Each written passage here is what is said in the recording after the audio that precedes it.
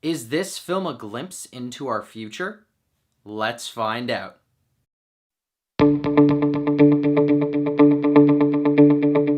Hello Fanatics, I'm Dylan Phillips, and this is the Film Fanatic Review bringing you Marjorie Prime, starring John Hamm, Geena Davis, and Tim Robbins. First, we'll tell you what the movie is about, and our initial thoughts. Then we'll move on to our spoiler-free likes and dislikes. We'll finish up with some spoiler-heavy thoughts on this film, and our final word.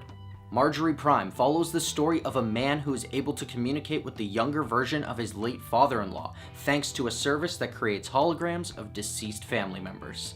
Overall, this is an ambitious film, and while it has a good story, it does get muddled in its execution. For what I liked about this film, let's start off with the cast. The entire cast gives Oscar-worthy performances across the board, as they give us very relatable and investable characters. Standouts to me were John Hamm and Louise Smith. The premise of this movie is a great one as well, because it takes future technology and makes it feel like it could be part of our future, which doesn't really happen in a lot of science fiction films. So this comes more across as like a Black Mirror episode the longer it goes. But the best part to me was the themes in this film, as it deals with the ideas of mortality, technology, and our own self-worth. It really makes you question things when you leave the theater, and that's the sign of a great dramatic movie. However, I found that while this was a great premise for the movie, the storytelling elements didn't really translate well. There was a lot of sporadic editing and a lot of scenes that just kind of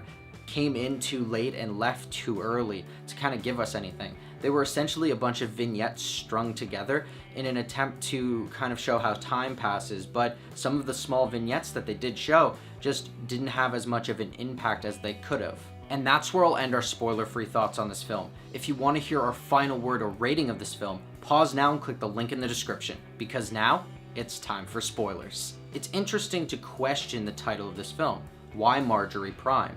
Prime is the first, but the first hologram that we are introduced to in this film is Walter. Is it because Marjorie Prime refers to the first Marjorie, the one that isn't a hologram but the actual person, and therefore she's the defining piece of this entire storyline? Because after she becomes a hologram, it slowly affects the other people that were in her life.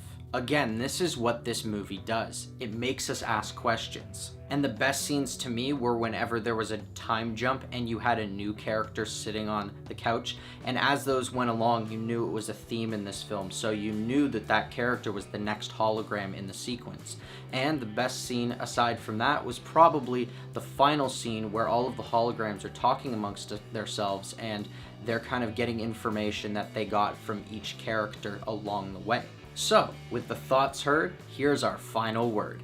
Marjorie Prime is a thought-provoking science fiction drama that tackles humanity, love, and loss. While the storytelling gets a bit confusing and disjointed at times, the deep themes supported by phenomenal performances make it difficult not to question our own existence. This film wasn't what I expected from the trailers, but I was also not disappointed by what I got, so I'm gonna give Marjorie Prime an 8. Thanks everyone for watching our review. Are you planning on seeing Marjorie Prime? Or if you've already seen it, do you have something to add? What did you think of the story? Let us know in the comments below. I'm Dylan Phillips, and this has been the Film Fanatic Review. If you like this video and you want to see more, hit that like button and subscribe to our channel. Check out our latest rewrite video where we make changes to the film American Assassin. Don't forget to follow us on our social media. And until next time, Fanatics, keep it real.